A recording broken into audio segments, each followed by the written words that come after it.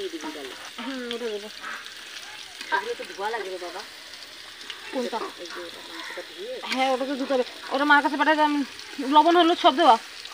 এটা ডালে হ্যাঁ। মা সব দেওয়া আছে। তুমি একটু ধনে পাতা দিয়ে দিবা তাহলেই হবে।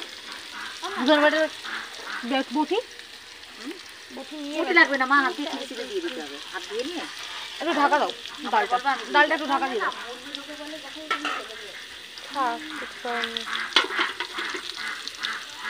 তো খুন্তিটা দাও মা।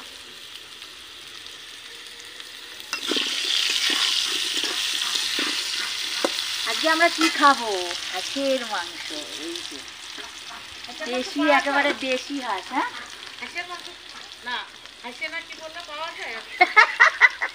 বলে হাঁসের মাংস, হাঁসের মাংস। শীতকালে হাঁসের মাংস উনুনে রান্না করে খেলে সেই মজা। আর নতুন আলু যদি সাথে থাকে।